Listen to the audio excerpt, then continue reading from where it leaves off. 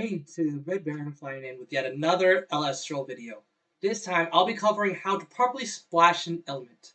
Now, most MTG players will already know this term, but for those who don't, let me explain.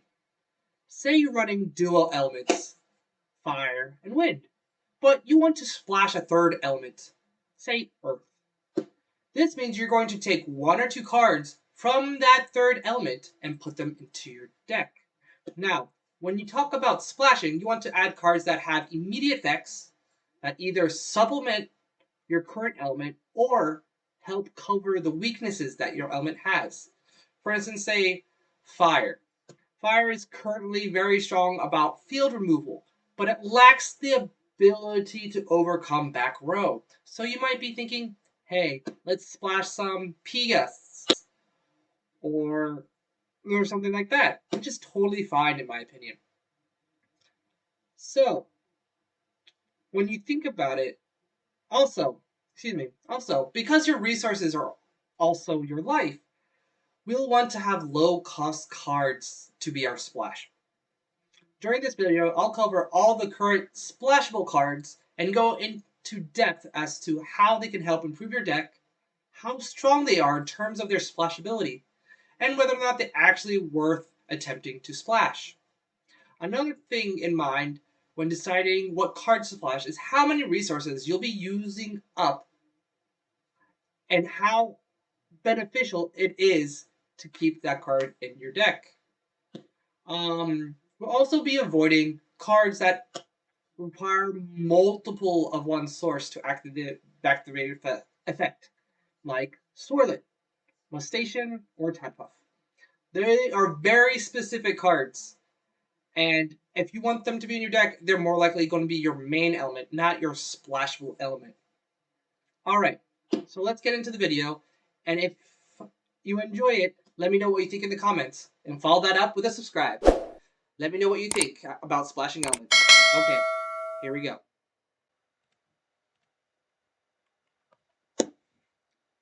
Alright, welcome back everybody. So as you see here, I have Thunder first. So before I get to Thunderstorm, I'm going to cover Astrabbit and Boombat. Astrabbit, I believe, is a very good toolbox that can be splashed into any color. Just for one Thunder, you are looking at the top 3 of your cards of your deck and choosing one. This is a strong ability, in my opinion. It is fairly slow. I'll give you that. Definitely a very good turn 1 play, though. And with its stats, it has a 2 attack, 4 defense. 4 defense is it's above normal for most things. Only at 5-star, you have Necruff that can get over it. You have Sorlet that can get over it. Any of the 5 that can get over it. But it is fairly good defense. So if your opponent doesn't have a removal spell for it, it's more than likely not going to get removed. And so if you're running Astrabbits, you're probably going to be running 2 or 3, and then you probably run 2 Thunders. So you can, if it survives one turn, you can put another Thunder on it and look at the top 3 again. Or go into, do something else. Go into an Ascension. Or something along those lines. More than likely not an Ascension, because there's not any dual elements with Thunder currently. No, I'm mistaken. There's the Griffins. They're the Winds and the Thunders. So that is a possibility if you're running Wind deck. And but for splashing in Fire, Earth, one-ofs, it's fairly good. Boombat. I don't think I really need to explain this card to the majority of you. Boombat is a one-of. It is Exiled Force from Yu-Gi-Oh! You play it, you pop something. Very simple. It can go in any deck. More than likely, it'll see sideboard action. Just to get rid of those annoying cards that nothing can get over. That have really strong defenses like water. And then over here, earlier in my video, I explained that we're going to stay away from expensive cards, 2-cost, 3-star cost cards. But Thunderstorm is my one exception to the rule that's actually really good to put into your deck to splash. it targets and destroys a room. Very straightforward, very simple. Other than Equinox, from Earth and P-Gust and Volcane from Wind, there is nothing that interacts with the back row. So Thunderstorm, very good. It can come in handy. Just put in two in your deck with 3 Thunders. 3 Thunders is all you need. Everybody's running ×3 Ambrosias nowadays, so you're going to be able to recycle another Thunderstorm by the time you need to activate a second Thunderstorm, if you need to. Alright, so moving on. Next we have Earth. I think looking here is pretty understandable. I did say Thunderstorm was my only exception. I lied. Earthquake. Though there's so many cards that have field removal presence. You have Poison Tipped Arrow. You have Shield. You have Lilliput. There's a lot of cards that actually have field removal. I don't think Earthquake needs to be splashed. It's splashable. You can try it, but I think you're going to be wasting your slots and wasting your spirits, depending on which deck you build. Now, Pendison. Pendison is very, very simple. You summon it, you pop it, you get an Invoke group back. This can literally go into any deck. I can go into Burn, Strong and Burn. You get off multiple eruptions. You can get anything. You can get your Laurels back if you want to. It is a very flexible card. And if you're trying to do something really interesting, want to splash a third color, Pendison is probably definitely one of the cards to do so. Next, we have Wind. Splashable cards from Wind. So, we have Tornado on the left. 1 Wind card. Return a rune back to your opponents from their field to their hand. This is very good in most cases. Sure, you're balancing a card back in terms of destroying. It may not see play. There are stronger cards. For instance, the Thunderstorm.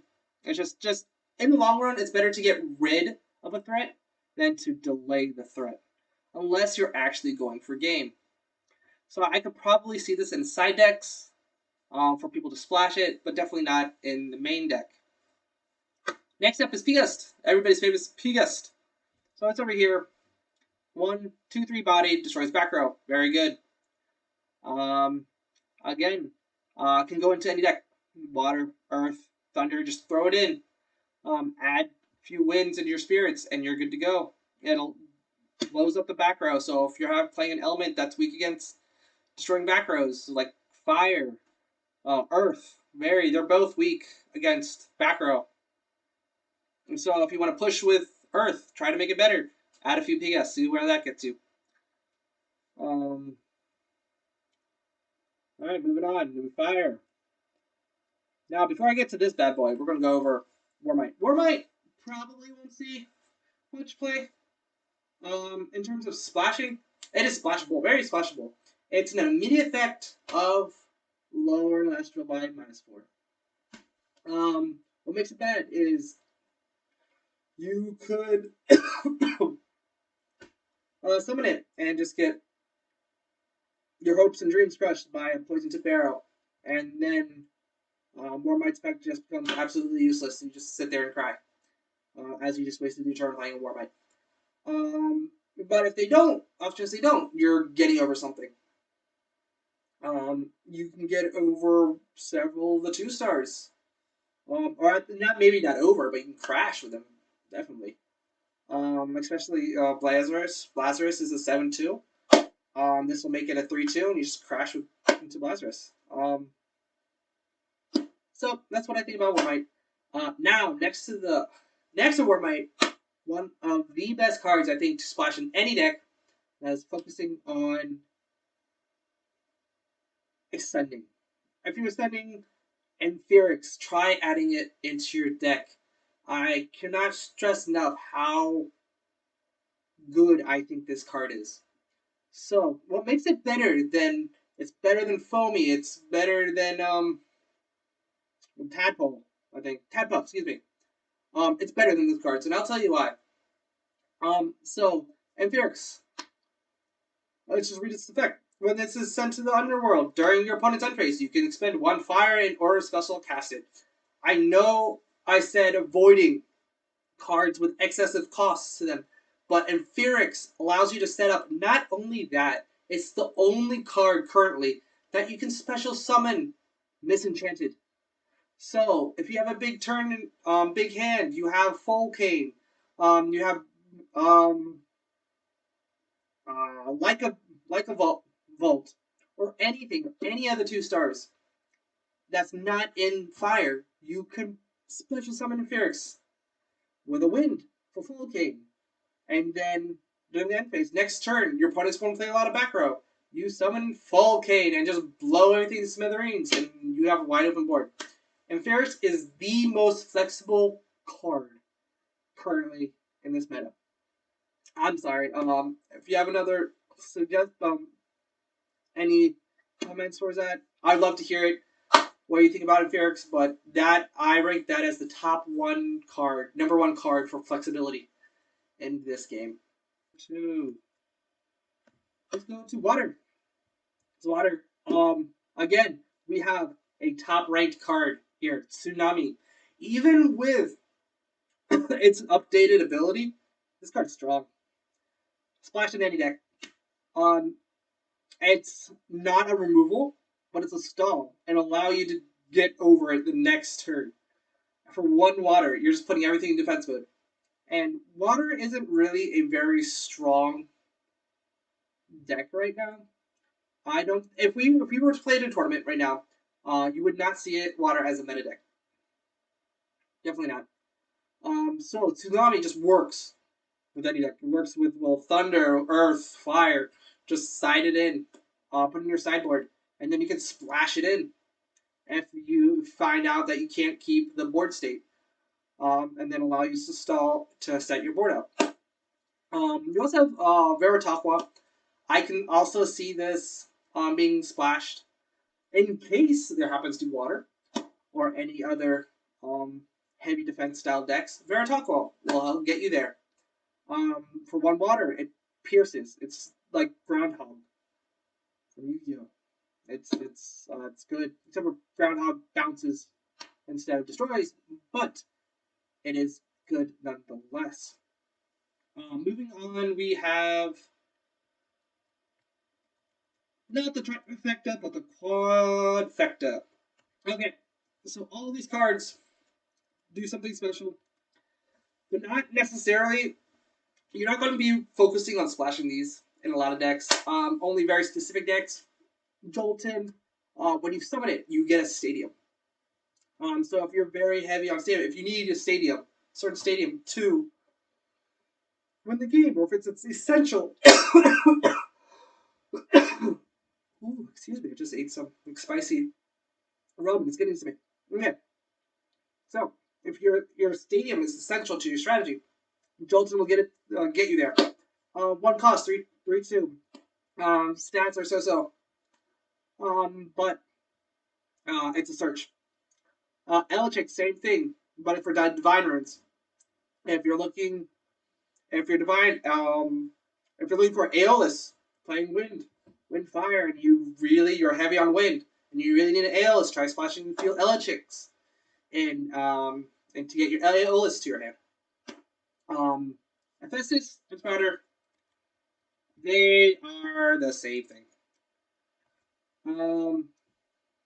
The difference is you're not wasting an ability. You're not wasting your summon using Sprouter.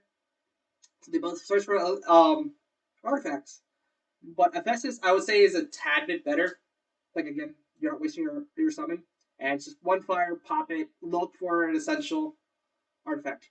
Add it to your hand, and then go off from there. Of course, all mono reds, all mono greens right now are running Sprouter. And Sprouter is good. As an Elestral, don't get me wrong, it has the highest base defense currently as a 1-drop. It's great. It's hard to get over. especially when your opponent plays Floy and makes it a 4/6. It's very annoying. Moving on to the expensive cards that you probably won't see splashed that much, but can be splashed. Because they were expensive. You don't really want to run a lot of these, and if you're running a lot, you're wasting 4 or 5 runes, like a quarter of your spirit deck, just to play one of these. Very difficult. But nonetheless, very splashable. You have Bags of Winds. Pay 2 wind. Can't be targeted by opponent's runes. That's very good. Your only worry is pretty much Arc Shield.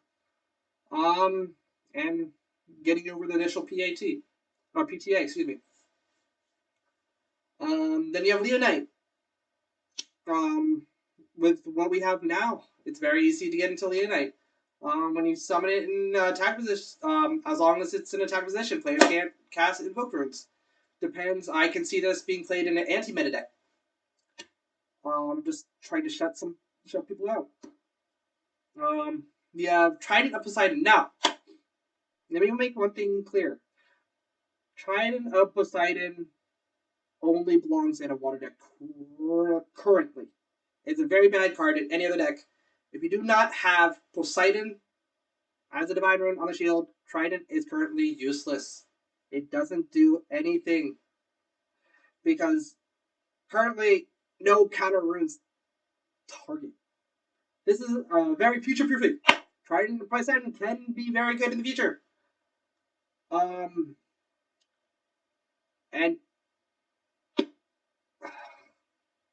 again, it'll be good in the future, but right now, it's not good. I can see this being played later when more counter runes come out that actually target, but currently there are none. So, moving on. Moving on to our last card here. We have Sonicworm. Just like Leonite, except for it stops counter runes. It can't be chained to counter runes, so PTA, sorry, you're out. Then after that, you're good. As long as in attack position, counter runes can't be played, and all your Achilles Shields problems is out the window until you probably get hammered or laurels or something like that. But it's also we'll see probably play in anti-meta decks. Whenever they come out, Sonicworm Leonite combo is very good. If we can get some type of meta where find some flexibility to quickly summon and effectively summon, continuously summon Sonicworm Leonite together. It's gonna shut things down and make anti-meta decks possible. So that's all I have for today. I hope you guys enjoyed my video, and I'll see you next time. Peace.